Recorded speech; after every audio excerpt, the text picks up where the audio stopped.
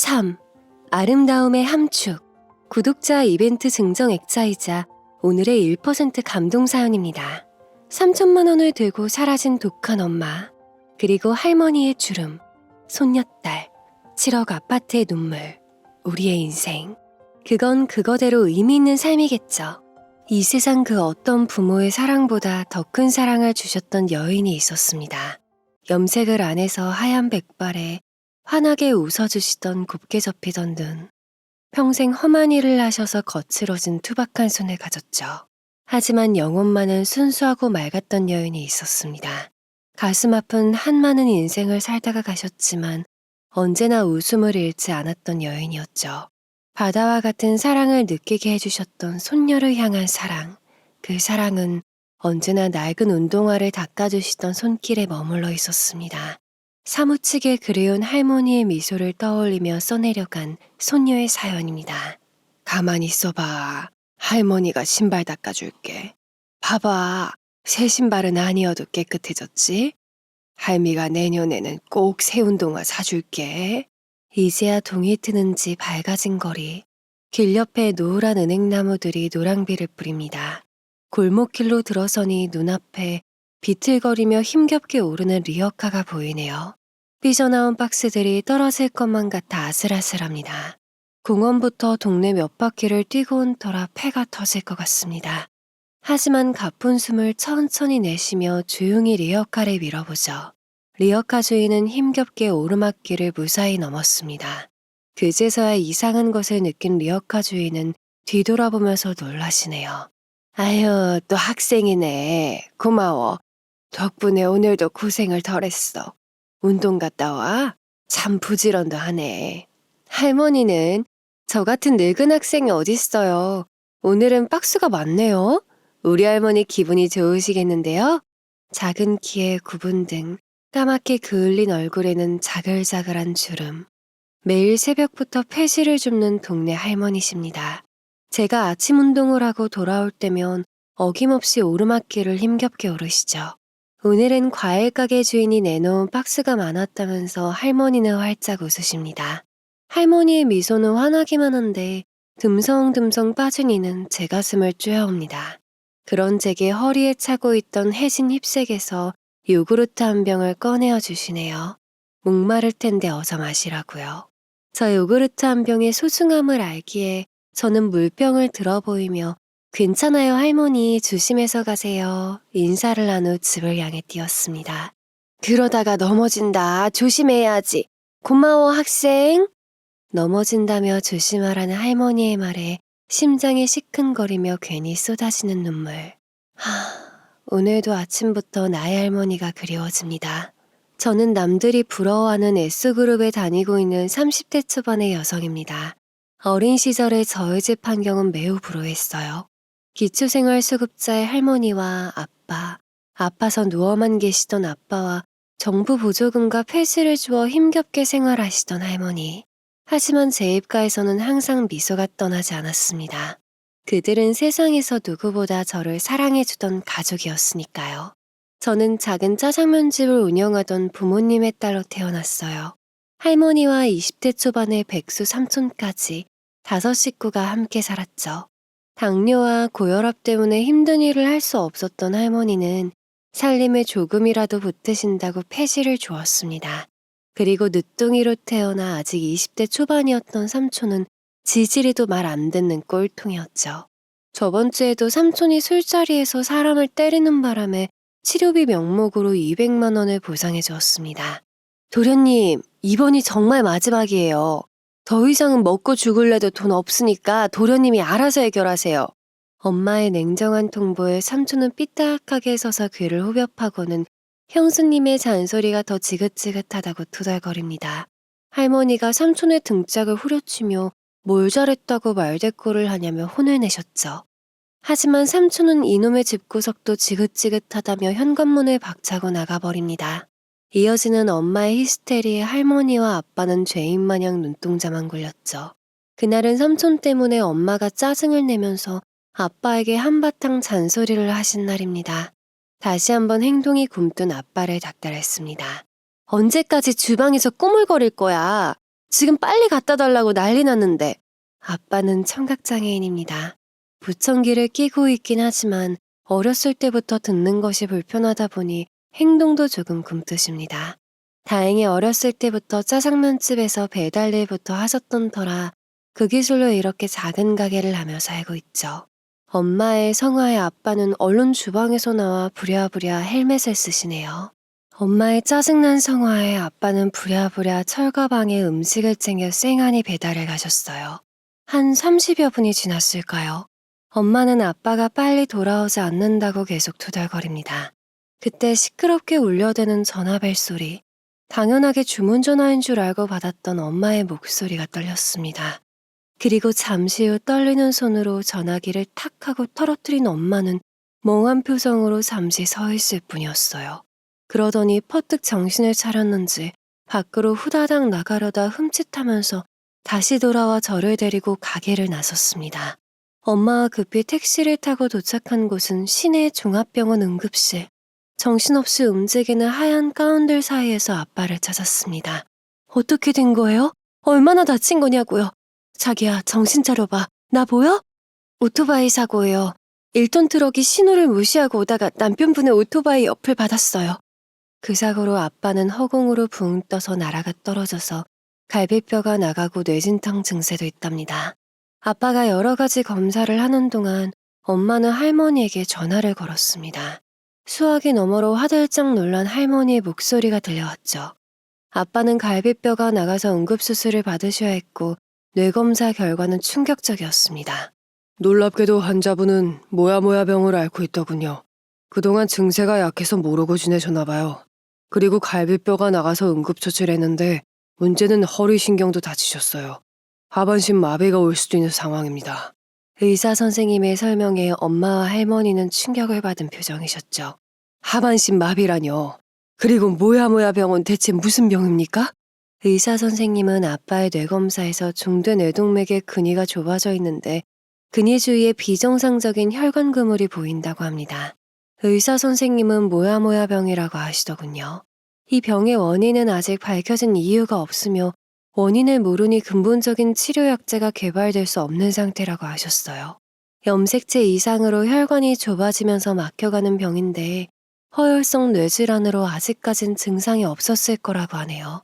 성인이 되면서 서서히 증상이 나타나는데 아빠의 경우 사고 때문에 뇌사진을 찍으면서 발견이 된 것이죠. 이 병이 심해지면 두통이 일어나고 간질 발작이 일어난다고 합니다. 그때마다 치료제가 없으니 진통제와 항경련제를 투약하는 방법밖엔 없다고요. 그러다가 뇌혈관 동맥들이 막혀서 뇌경색이 되는 한마디로 언제 터질지 모르는 불안감을 안고 살게 되는 것이죠. 의사 선생님의 설명을 들은 후 할머니는 주저앉아서 통곡을 하셨고 엄마는 절망을 하셨죠. 아빠는 다행히 깨어나셨지만 오른쪽 신경에 마비 증상이 나타났습니다. 할머니는 온종일 아빠의 오른쪽 팔다리를 주물러주며 다시 일어날 수 있다고 아빠의 간호를 하셨어요. 아빠는 자신의 몸 상태보다는 집안의 생계를 걱정하셨습니다. 이제 우리 집 어떻게 먹고 살아요? 이렇게 짐이 될 바에는 차라리 그때 죽었어야 했나 봐요. 할머니는 아빠의 절망에 혼을 내시며 포기하지 말라고 하셨죠. 아빠의 사고로 생계가 달려있는 짜장면집은 문이 닫힌 상태였기에 엄마는 보험회사에 아빠의 사고 보상금을 요청하셨어요. 아픈 아빠도 걱정이었지만 당장 돈이 필요했기에 엄마의 걱정은 끝이 없었죠. 그리고 삼촌은 힘든 가족들을 위로하기보다는 더욱 힘들게 된 가정환경을 탓하고 아빠의 상태를 비아냥거렸습니다. 청각장애도 모자라서 하반신 마비에 알 수도 없는 뇌질환까지 참 가지가지한다. 형수님, 아는 형들한테 물어보니까 이거 말만 잘하면 보상금 많이 받아낼 수 있대요. 얼마나 준대요? 삼촌은 아빠의 사고 보상금을 더 받아내고자 독단적으로 보험회사 직원을 만나러 다니는 등 오로지 돈에만 관심을 보였어요. 엄마는 사고 뭉치인 삼촌에게 아빠의 사고 보상금에 손댈 생각은 하지도 말라고 하셨습니다. 하지만 보상금이 아빠 앞으로 지급된 것을 알게 된 삼촌은 보상금 3천만 원을 가지고 가출을 했습니다. 엄마가 피곤해 지쳐 잠깐 잠든 사이에 통장과 도장을 갖고 도망을 간 겁니다. 중학교 때부터 사고 뭉치에 손버릇 나쁜 형들과 어울려 다닌 터라 이 정도 일은 아무것도 아니었겠죠. 화가 난 엄마는 이 모든 탓을 할머니에게 돌리며 소리쳤어요. 다 어머니 탓이에요. 그 돈이 어떤 돈인데 그걸 갖고 튀어요? 이제 어떻게 살아요? 어머니가 당장 가서 그 돈 찾아오세요. 어서요. 하지만 할머니가 할 수 있는 말은 다 내 잘못이다. 내가 죄인이다. 미안하다는 말이 전부였습니다. 할머니는 없는 집안에 시집와서 늘 고생만 하는 엄마를 안타까워하셨어요. 그래서 엄마의 히스테리 증세가 심해져도 모두 받아주며 자신의 탓이라고 하셨습니다. 엄마는 사고 보상금을 갖고 튄 삼촌, 하반신 마비에 평생 간호해야 하는 아빠, 고질병으로 고생하시는 할머니, 어린 나까지 이 모든 상황을 혼자서 책임져야 하는 현실을 한탄하셨어요. 결국 이 고달픈 현실이 자신의 어깨 위에 달려있다고 생각이 든 엄마는 짜장면 집을 넘기고 받은 보증금 2천만 원을 들고 사라졌습니다. 할머니는 울면서 엄마가 다니던 식당과 외갓집에 연락해봤지만 엄마의 행방을 찾을 순 없었습니다. 그때부터 할머니가 아빠와 저를 책임지셨어요. 삼촌과 엄마가 큰 돈을 갖고 튀었기 때문에 집에는 돈이 없었어요. 막막해진 할머니는 동사무소에 찾아가 하소연을 하셨습니다. 그때부터 기초수급자가 된 저희는 정부 보조금으로 겨우 세 식구가 입에 풀칠을 하고 살게 되었습니다. 할머니는 새벽부터 일어나서 아빠의 상태를 살핀 후에는 리어카를 끌고 폐지를 주우셨어요. 이 동네 일대에서는 폐지 줍는 할머니로 유명했습니다. 그리고 이사도 많이 다녔어요. 집보증금만 딸랑 남아있었기 때문에 매년 집주인이 보증금과 월세를 올려달라고 하면 할머니는 더 작은 월세방을 구해서 이사를 해야만 했죠. 할머니는 폐지를 주워받은 돈을 장롱 속에 작은 상자에 차곡차곡 모아놓으셨어요. 그 돈은 할머니가 절대로 꺼내시는 일이 없었습니다. 그런데 그 상자가 열린 날이 있었어요. 그 돈으로 시장의 아동복 매장에서 예쁜 리본과 레이스가 달린 분홍색 원피스를 사주셨죠. 그 원피스는 할머니와 시장에 갈 때마다 제 눈길이 머물던 옷이었습니다. 할머니, 내가 이 옷 입고 싶어 하는 거 어떻게 알았어? 나 정말 이 옷 입어도 돼? 할머니 돈 있어? 그럼 할머니 돈 많아.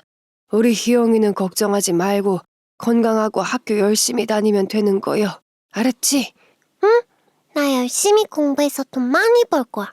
그래서 할머니한테 좋은 집도 사주고 아빠 아픈 것도 고쳐줄 거야. 8살의 작은 꼬마였던 제가 무얼 한다고 그런 말을 했을까요? 하지만 어린 제 눈에도 비춰지는 세상이 있었습니다. 엄마 아빠 손을 잡고 유치원에 가는 또래 친구들, 행복한 표정으로 온 가족이 외식하는 풍경, 멀리 보이는 우뚝 솟은 아파트. 제가 살고 있는 현실과는 동떨어진 것만 같았던 풍경들이었죠. 그럼에도 저는 불행하다고 생각하지 않았어요. 저를 많이 사랑해주고 지극정성으로 키워주시는 할머니가 계셨으니까요. 할머니는 꼬깃꼬깃 모아두신 돈으로 분홍 원피스와 새하얀 운동화에 이어 분홍색 책가방까지 사주셨습니다. 처음 받아본 새 옷과 가방에 저는 너무나 들뜬 마음으로 학교 갈 날만 손꼽아 기다렸었죠. 드디어 할머니 손을 잡고 처음 간 초등학교 입학식 날, 제 또래의 친구들을 보고 더욱 흥분을 감추지 못했습니다. 그리고 소중한 인연도 다시 떠올리고 싶지 않은 인연도 만나게 되죠. 학교는 제가 생각했던 것과는 다르게 즐거운 장소만은 아니었어요. 아니, 학교가 문제가 아니었죠. 바로 함께 공부하는 친구들 중에 순수하지 못한 친구들이 문제였습니다. 태어날 때부터 선보다는 악의 본질이 강한 사람은 어릴 때부터 티가 나더군요. 야, 조이 형, 너 이 옷 당장 벗어. 이거 내 옷이거든? 그러니까 당장 벗으라고. 같은 반 김나래는 저를 많이 괴롭히던 친구였는데요. 바로 우리가 새 살고 있던 집주인의 딸이었어요. 나래가 저보다 키가 훨씬 컸는데 작아진 옷을 버리려고 하는 것을 할머니가 가져오셨나 봐요. 그것을 알게 된 나래는 항상 거만하고 저를 친구들 앞에서 놀리곤 했어요. 희영이제 엄마도 집을 나가서 없고 할머니가 매일 박스 주우러 다니잖아. 그리고 쟤 우리 집에서 버린 물건 다 가져간다? 완전 거지라니까? 너희는 이상한 냄새 안 나니? 냄새. 야, 김나래, 친구끼리 이러면 안 되지. 왜 가만히 있는 친구를 괴롭혀? 김나래는 네가 뭔데라고 소리쳤고 반장이었던 이기찬은 나래를 째려보면서 선생님한테 이른다고 경고했어요. 제법 잘 살았던 김나래 엄마는 욕심도 많았습니다. 아버지 또한 무슨 협회의 협회장이라고 하던데 항상 거들먹거리는 인사였죠. 친구들이 놀리는 것을 할머니도 알고 있었는지 어두운 옷은 항상 몇 번씩 더 세탁을 해서 입혀주곤 하셨어요. 그리고 운동화도 항상 새 것처럼 닦아주셨습니다. 제가 친구들에게 놀림을 당하고 기죽는 모습을 보기 싫으셨던 거죠. 가만히 있어봐. 할머니가 신발 닦아줄게. 봐봐. 새 신발은 아니어도 깨끗해졌지? 우리 희영이 학교 잘 갔다 와. 할머니가 어떻게든 열심히 살아보려고 발버둥을 쳐도 세상은 항상 착한 사람들만 있는 것은 아니었어요. 제가 10살이 되던 해 보궐선거가 있었습니다. 그리고 시의원에 출마하는 집주인이었던 나렌의 아버지는 우리를 이용했습니다.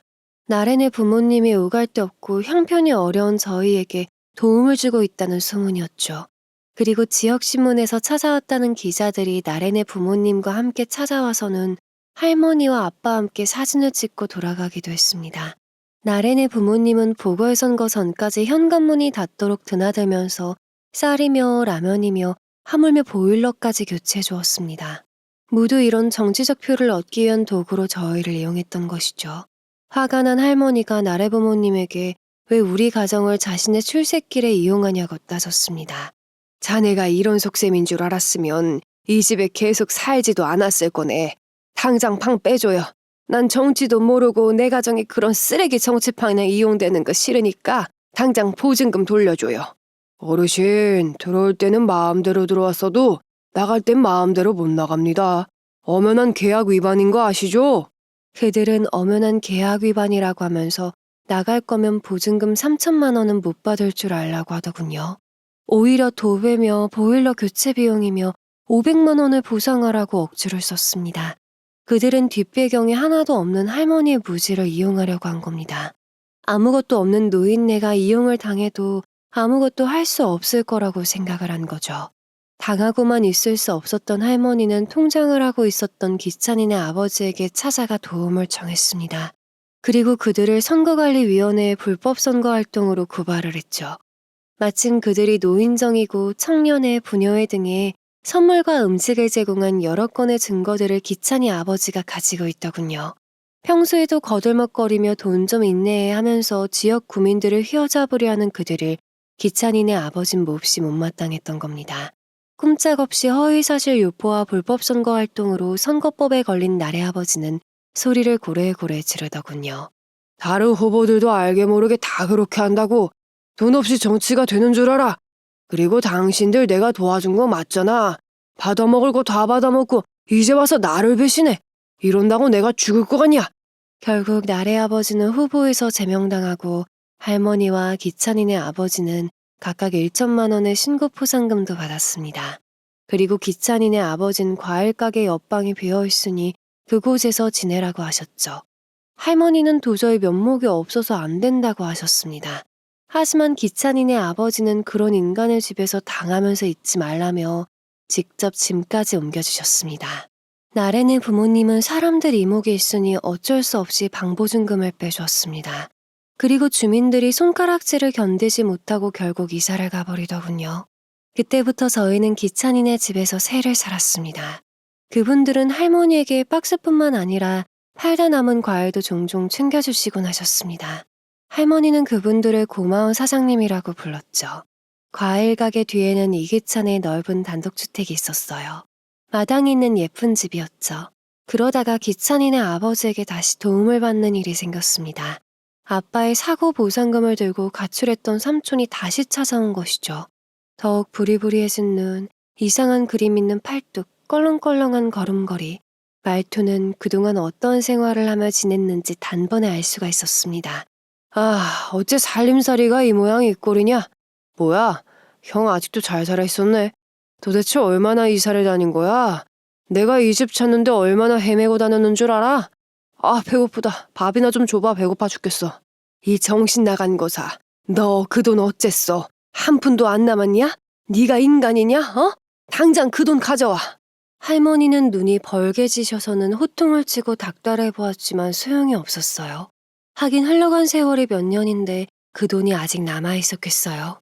그래도 배고프다는 삼촌에게 할머니는 된장찌개를 끓여 계란 후라이까지 척하니 해서 밥상을 차려주셨죠. 그리고는 달래셨습니다. 이제 정신 차리고 돈 벌어서 아빠와 저를 보살펴달라고요. 그 말에 삼촌은 밥 먹던 수저를 냅다 던지더니 자기가 왜 형과 조카를 책임져야 하냐면서 화를 내더군요. 그리고는 뚝 묻은 개가 겨 묻은 개 나무란다고 짜장면집 보증금을 갖고 사라진 엄마를 욕했습니다. 게다가 자리에 누워서만 지내는 아빠를 보면서 한숨을 내쉬더군요. 진짜 구질구질하다. 형은 그때 차라리 죽었어야 했어. 이게 뭐야 이게. 엄마, 희영이도 그냥 고아원에 맡겨버려. 엄마가 무슨 능력으로 쟤를 키우려고 그래? 삼촌의 막말에 할머니는 애 듣는 데서 못하는 소리가 없다며 삼촌의 등을 마구 때리면서 말렸어요. 그렇게 오랜만에 집에 돌아온 삼촌은 한바탕 가족들의 마음만 아프게 헤집어놓고 나가버렸습니다.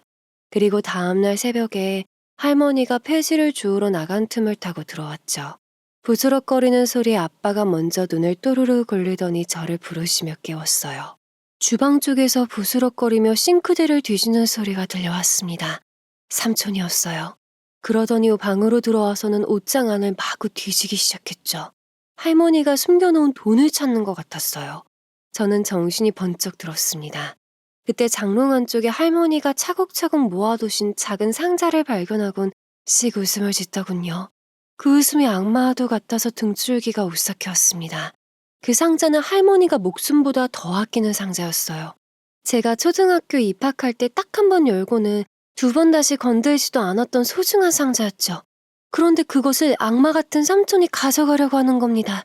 무작정 달려가서 삼촌의 다리를 붙잡고 늘어졌어요. 안 돼! 그것만은 절대로 안 돼! 당장 내놔! 삼촌은 사람도 아니야, 이 악마야! 이 쥐방울 만한 게 안 비켜? 내리기 전에 당장 비켜, 이게 진짜! 삼촌은 다리를 차며 저를 밀어내기 시작했어요. 하지만 저는 떨어지지 않고 악착같이 붙들었어요. 삼촌에게 제발 가져가지 말라고 부탁하고 울었습니다. 아빠도 어눌한 발음으로 삼촌을 나무랐지만 들은 척도 하지 않았죠. 오히려 성가신 방해꾼들 때문에 돈을 가져갈 수 없게 되자 제 머리채를 잡아당겼습니다. 순간 저는 삼촌의 장단지를 물었어요. 할 수 있는 방법이 그것밖엔 없었으니까요. 삼촌은 비명소리를 지르며 제 머리채를 확 잡아당겼습니다. 저는 너무나 아파서 떨어질 수밖에 없었어요. 그때 삼촌이 상자를 들고 밖으로 뛰었습니다. 저도 후다닥 일어나서 맨발로 쫓아갔어요. 바로 밖에는 과일 가게였는데 이미 기찬이네 아빠가 도매시장에 다녀오셨는지 과일 박스를 트럭에서 내리고 있었습니다. 도둑이야! 아저씨 도둑이에요! 그 남자 좀 잡아주세요! 제가 도둑이라고 소리치자 아저씨는 얼떨결에 뛰어가는 삼촌의 다리를 걸어 넘어뜨렸습니다. 그리고는 올라타서 팔을 뒤로 붙잡고 눌렀죠. 그때 폐지를 줍고 동네 한 바퀴를 돌고 오던 할머니가 이 광경을 보셨습니다. 리어카를 집어던지고 오셔서는 내동댕이 쳐진 상자를 먼저 챙기셨죠. 그리고는 상황을 파악한 듯 하셨어요. 삼촌은 할머니를 보자 더욱 빠져나가려 몸부림치며 소리쳤습니다. 이것 좀 놔요. 나 도둑 아니라고. 엄마, 나 좀 살려줘요. 아이고, 아들 죽네, 아들 죽어. 하지만 할머니는 상자를 제게 맡기시곤 삼촌에게 달려들어 머리채를 잡고 흔들었어요. 네가 정녕 사람이면 이렇게 못하지. 넌 도저히 안 되겠다. 차라리 콩밥을 먹어야 정신을 차리겠냐, 이거 사? 그리고는 할머니는 펑펑 우셨는데요. 우시면서도 직접 파출소에 신고하셨답니다. 도둑이 들었으니 인정사정 봐주지 말고 콩밥 좀 먹게 해달라고요. 하지만 삼촌은 가족 간에 무슨 절도죄냐며 콧방귀를 뀌었습니다. 친족상 도래법에 의해 자신을 처벌하지 못한다고 비아냥거렸죠. 이때 참고인 자격으로 기찬이네 아빠가 도움을 주셨는데요. 할머니가 삼촌이 예전에 사고보상금 3천만 원이 든 통장과 도장을 가지고 도망간 사건과 이번 사건을 묶어서 고소를 한다고 하셨어요. 이참에 사람 만들어 보겠다고 마음을 단단히 먹으신 거죠. 아저씨는 무료 법률 상담센터와 법원 무료 상담을 통해 자문을 얻어 알아봐 주셨어요. 아무리 법이 그렇다고 해도 엄연히 절도죄에 해당되기 때문에 대법원에서 승소한 사례가 제법 있었습니다. 할머니는 큰 맘을 먹고 아저씨의 도움을 받아 삼촌을 고소했고 엄벌 탄원서까지 제출했습니다. 그 결과 대법원에서는 삼촌은 죄질이 나쁜 전과도 있다며 징역 2년형의 접근 금지령까지 내렸습니다. 이 일로 삼촌은 출소하고서도 몇 년 동안은 할머니를 찾아오지 않았어요. 할머니가 이렇게까지 한 이유는 모두 저와 아빠 때문이었어요. 이미 보상금을 삼촌이 가져갔기 때문에 저희는 생활고에 시달렸습니다. 그리고 엄마까지 집을 나가버렸죠. 이 모든 것이 할머니는 자신의 탓이라고 자책하셨던 마음이 크셨습니다. 내가 그 녀석을 제대로 키웠더라면 네 아빠와 네가 이렇게까지 고생을 안 해도 되었을 텐데 다 내가 잘못 키운 탓이야. 그러니 이번엔 그 녀석 버릇을 반드시 고쳐놔야겠다. 내가 죽고 나서 네 아빠와 널 괴롭힐까봐 그게 두려워. 할머니가 고소를 했을 때만 해도 콧방귀를 뀌던 삼촌은 대법원의 판결이 실형이 확정되자 눈이 뒤집혀서 막말을 하더군요. 엄마 노망났어. 엄마한테 멀쩡한 자식이 이제 나 하나인데 어떻게 하나뿐인 자식을 물먹일 수 있어? 정말 제정신이야? 고래고래 법정에 떠나가라 소리 지르는 삼촌에게 할머니는 너 같은 아들이 하나뿐이라도 필요 없다고 하셨습니다. 정신 못 차리고 짐승만도 못한 짓을 하는 자식은 차라리 없는 셈 친다고 하셨죠. 그리고 냉정히 돌아섰습니다. 그때 할머니 얼굴은 참담하게 그저 없었어요. 고생을 많이 하셔서 자글자글한 주름살 있는 얼굴엔 슬픔만 가득하셨죠. 그리고 제 손을 꾹 잡고 아이스크림을 사주시며 말했어요.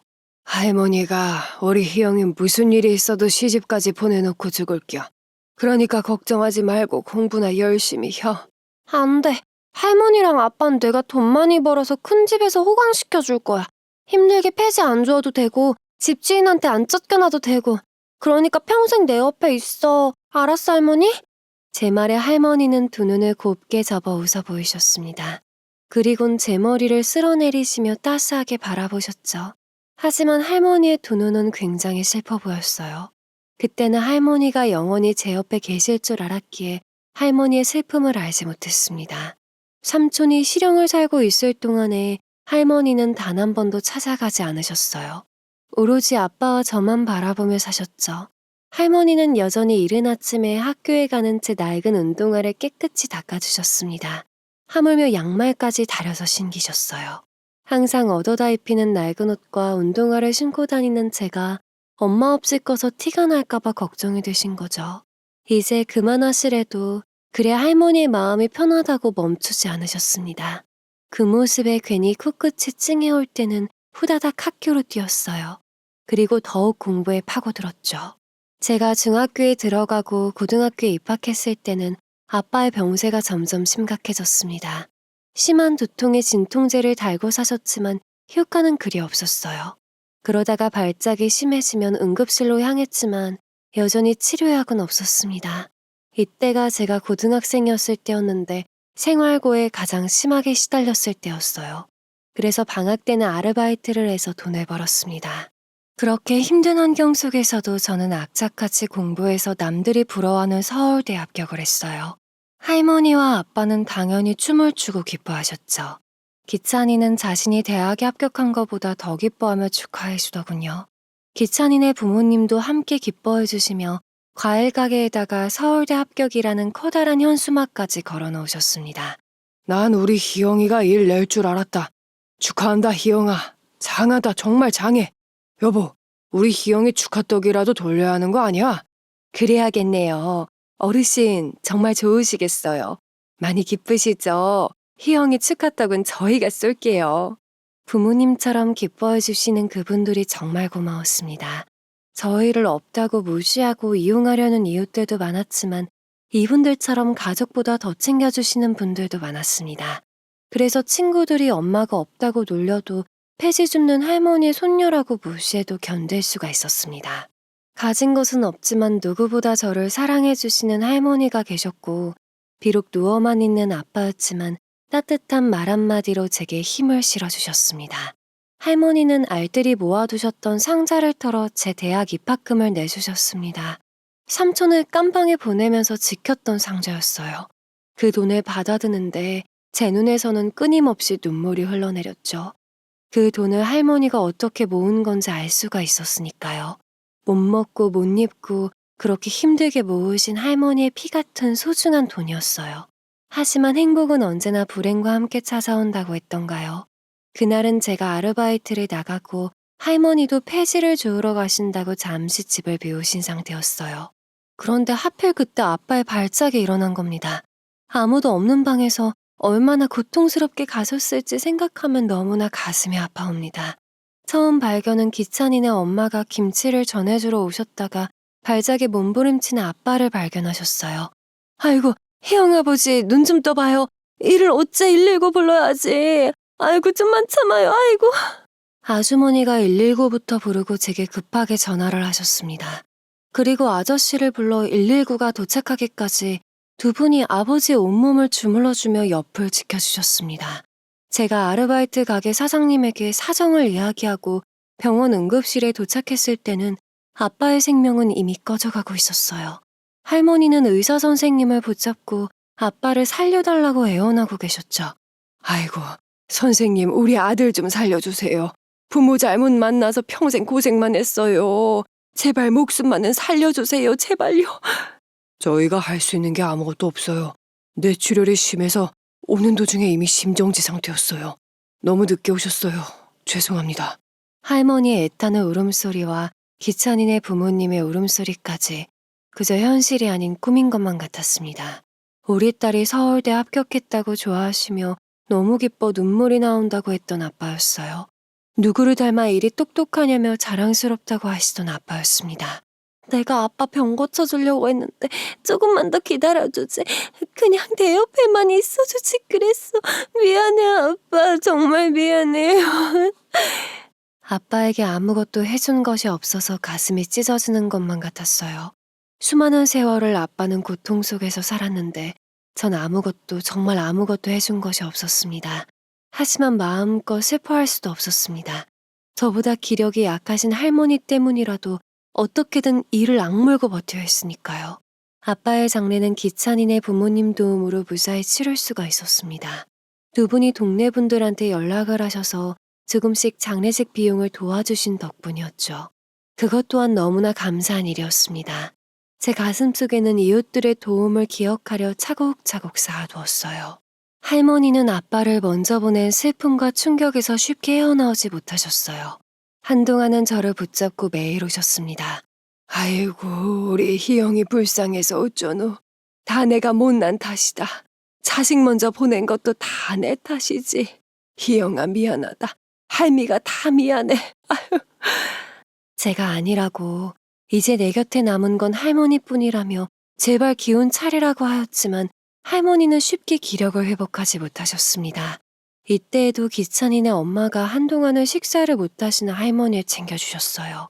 희영 할머니, 조금이라도 드셔야 기운을 차리시죠. 이러다가 어르신까지 쓰러지면 희영이가 힘들어요. 어서요. 아주머니의 정성에 할머니는 간신히 자리를 털고 일어나셨어요. 하지만 예전처럼 오랜 시간 바깥 생활을 하시진 못하셨습니다. 제가 아빠를 보낸 슬픔을 감추고 다시 아르바이트와 대학 생활에 정신이 없을 때 기찬이는 군입대랬어요. 처음엔 당연히 남자라면 가야 하는 군대니까 잘 다녀오라고 했는데 막상 여러 해 매일 보던 얼굴을 못 보니 기찬이의 소중함을 알게 되더군요. 기찬이가 군대 생활을 할 때 저는 더욱 이를 악물고 대학 생활을 하고 있었습니다. 아빠를 너무 쉽게 보내드렸기에 할머니만큼은 지켜드리고 싶었거든요. 당뇨와 합병증으로 고생하시는 할머니를 위해서 저는 무슨 일이 있어도 성공해야만 했으니까요. 죽도록 공부해서 장학금을 받으면서도 아르바이트를 했습니다.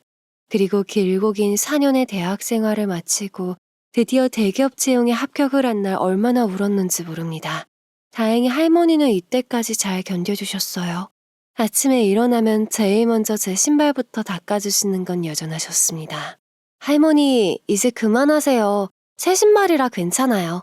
할머닌 그냥 건강하게 오래오래 있어주면 돼요. 이제 내가 할머니 편히 모실게요. 맛있는 것도 많이 사드리고 넓은 집도 사드릴게. 아셨죠? 할미는 지금도 좋아. 그래도 번쩍거리니까 보기가 좋잖아. 그리고 할머니는 오래오래 살 거야. 우리 희영이가 좋은 남자 만나서 결혼도 하고 예쁜 아기 낳을 때까지 다 보고 죽을 거니까 걱정하지 말아. 할머니의 그 말에 안심을 했던 걸까요? 제가 대기업에 다니면서 제법 큰 돈을 벌기 시작하자 그동안 할머니께 못해드린 것을 하나씩 해드리기 시작했습니다. 가장 마음이 아팠던 일은 할머니의 충치가 심해졌는데 제때 치료를 받지 못해서 아예 치아를 발치하셨을 때였어요. 듬성듬성 빠진 이로 항상 밥을 물 말아 드시는 모습에 너무나 마음이 아팠습니다. 그래서 제일 먼저 해드렸던 건 임플란트였습니다. 하지만 할머니는 그것조차 거부하셔서 저의 속을 태웠습니다. 손녀딸이 힘들게 번 돈으로 하기가 아깝다고 하신 거죠. 그리고 용돈을 드리면 그것 또한 안 쓰시고 모아두셨습니다. 그뿐만이 아니었어요. 이제는 제발 폐지 줍는 일을 그만두라고 해도 제가 출근을 하고 나면 어김없이 폐지를 주우러 다니셨어요. 그리고 이때부터 기찬이 이야기를 부쩍 하셨습니다. 이때 기찬이는 대학을 졸업하고 취업 준비를 하고 있을 때였어요. 군대를 갔다 오더니 더욱 의젓하고 멋있어진 모습이 꼭 오빠 같은 느낌을 풍겼죠. 그래도 왠지 가까이 하기엔 부담스러운 건 어쩔 수가 없더군요. 난 기찬이가 예뻐 죽겠어. 네 짝으로 딱이란 말이지. 요즘 세상에 기찬이 같은 남자가 없지. 나중에 기찬이가 다른 사람이랑 결혼한 다음에 후회하지 말고 후딱 붙잡아. 저도 물론 기찬이가 좋은 사람인 건 알고 있지만 저희 사이는 그저 친구 사이라고 생각했습니다. 제가 돈을 벌게 되니 자연스럽게 살림은 여유가 생기기 시작했어요. 하지만 저희는 여전히 기찬이네 과일 가게 옆에서 살았습니다. 열심히 목돈을 모아서 작은 집을 사서 이사하기로 목표를 세웠죠.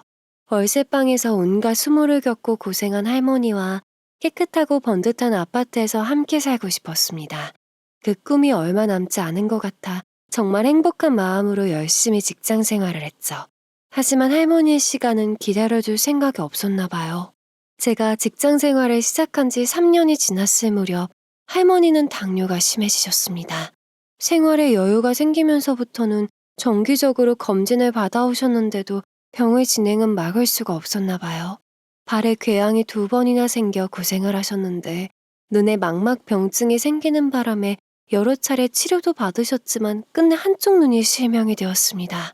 할머님은 연세도 있으시고 당뇨도 오래돼서 눈뿐만 아니라 위, 콩팥, 뇌신경까지 조심하셔야 돼요. 당뇨 합병증이 신경으로 오게 되면 무척 위험하거든요. 의사 선생님의 말씀에 울컥하니 울음이 터져 나왔습니다. 이제 겨우 살만해서 할머니의 치료비는 감당할 수가 있는데도 그저 혈당 조절만 열심히 하라는 말뿐이었죠. 제가 할머니를 부둥켜 안고 울음을 터뜨리자 할머니는 제 등을 토닥토닥 해주시며 다독거려 주셨어요. 울지 마, 희영아. 나이 들면 병들고 아픈 건 당연한 거야. 그나저나 우리 예쁜 희영이 얼굴을 잘 볼 수가 없어서 어떡하나. 그저 우리 손녀딸 고생 안 시키고 살다가 죽으려고 했는데. 에휴, 할머니, 나 고생시켜도 괜찮아. 그냥 내 옆에만 오래오래 있어줘요. 내가 할머니 많이 사랑하는 거 알죠? 그냥 내 옆에만 있어요. 할머니는 울지 말라며 제볼에 흐르는 눈물을 주름진 2손으로 닦아주셨습니다. 평생 험한 일만 하셔서 갈라지고 거친 손길이었지만 햇살보다 따뜻했어요. 하지만 신은 가혹하더군요. 할머니와의 행복한 시간을 허용할 수가 없었나 봐요. 무엇이 급해서 제게 할머니까지 뺏어가려고 용을 쓰는지 세상이 원망스러웠어요.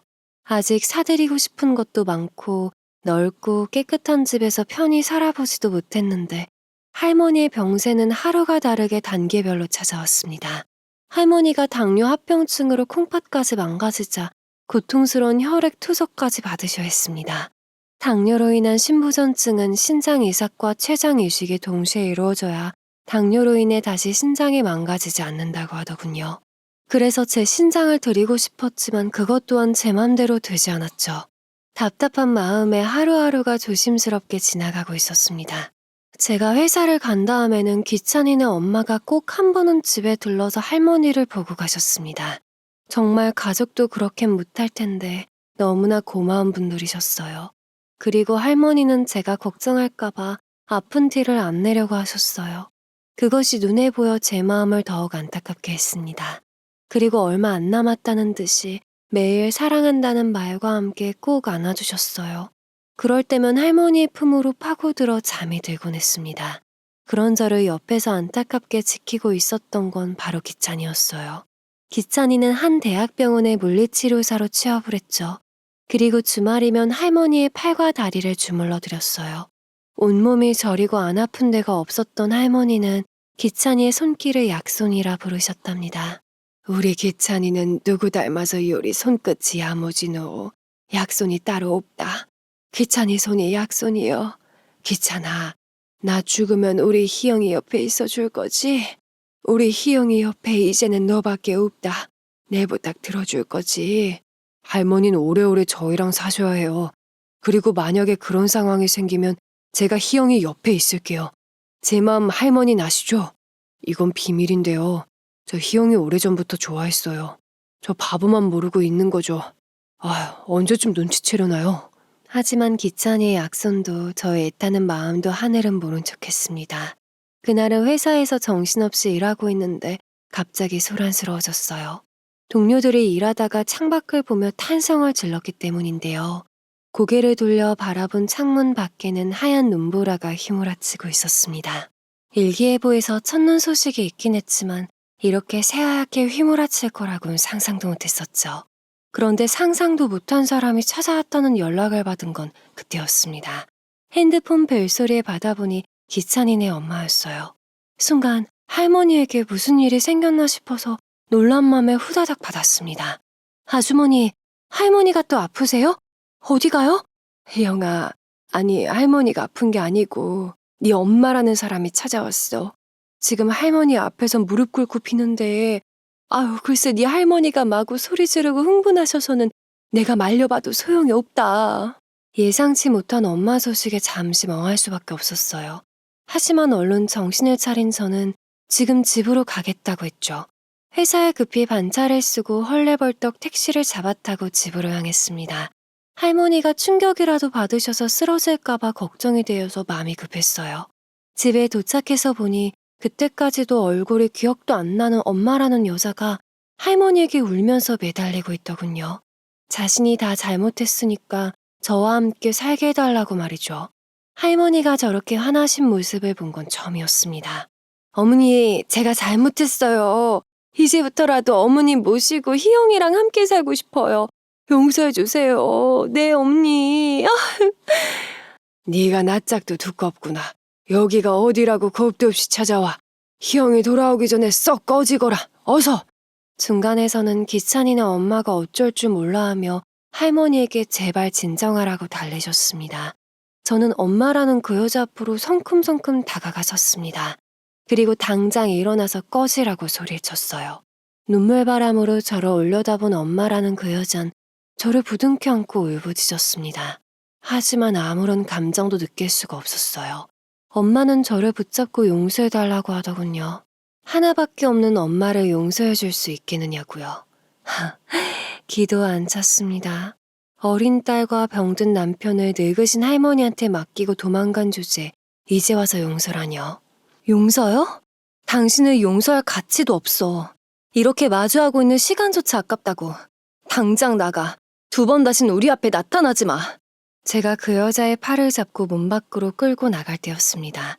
기찬이네 엄마가 소리를 쳤습니다. 어르신, 아이고 어르신 정신 차려봐요. 희영아, 할머니가 이상해. 얼른 119 불러라. 어서. 어르신? 어르신! 깜짝 놀라 뒤를 돌아보니 할머니가 쓰러져서 축 늘어져 있었습니다. 순간 아빠가 돌아가셨을 때가 생각이 나서 온몸이 굳어졌습니다. 아주머니가 정신 차리고 어서 119에 신고하란 소리에 덜덜 떨리는 손으로 간신히 119를 불렀어요. 제발 할머니마저 데려가지 말라고 얼마나 빌었는지 모릅니다. 할머니는 자꾸 감기는 눈을 부릅뜨면서 제 손을 잡으셨어요. 그리고 아주머니의 손도 잡으시며 부탁하셨습니다. 기찬 엄마, 우리 희영이 좀 부탁해요. 우리 희영이 좀 이쁘게 봐줘. 내 마지막 부탁이야. 아휴. 안 돼. 제발 할머니, 나 혼자 두고 가지 마. 안 돼. 할머니의 마지막 부탁이라는 그 말. 그때는 그 말이 왜 그리 무섭게 들리던지요. 그저 할머니만 무사하게 해달라고 내 곁에서 사랑하는 사람들을 그만 데려가라고 빌고 또 빌었어요. 그 틈에 119가 도착을 하고 할머니는 산소호흡기를 끼고 병원으로 향하면서 응급조치를 받았습니다. 그리고 급하게 도착한 병원에서는 뇌졸중 증세로 보인다며 응급수술을 해야 한다고 했죠. 수술실에 들어가기 전 할머니는 제 손을 잡고 자꾸 감기는 눈으로 바라보시며 입만 번긋하셨습니다.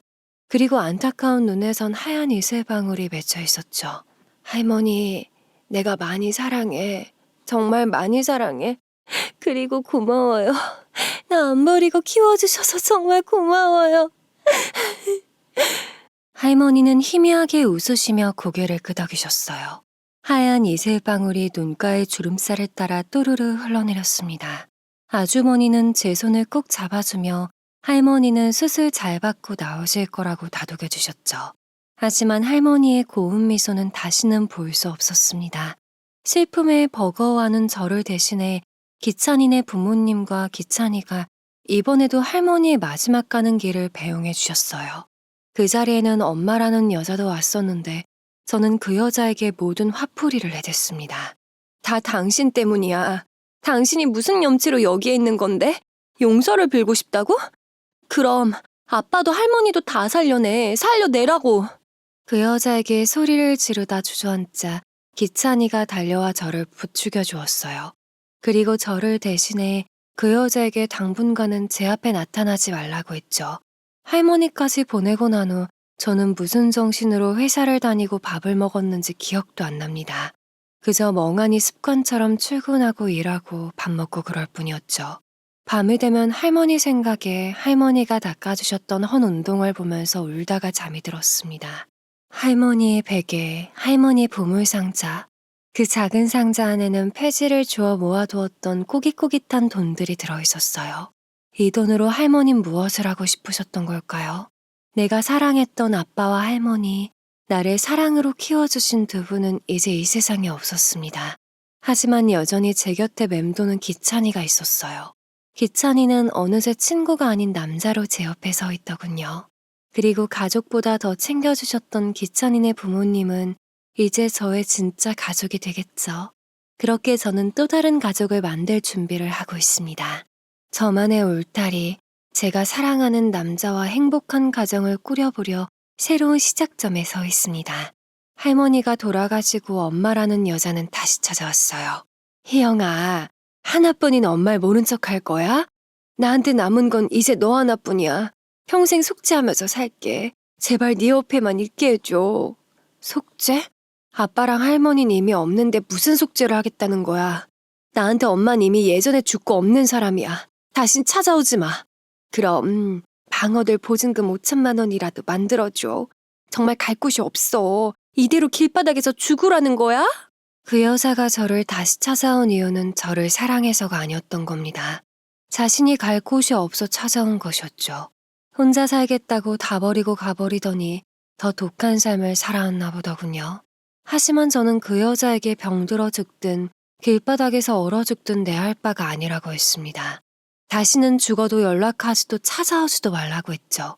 전 정말 그 여자가 고통스럽게 죽어도 하나도 불쌍하지 않을 것 같았거든요.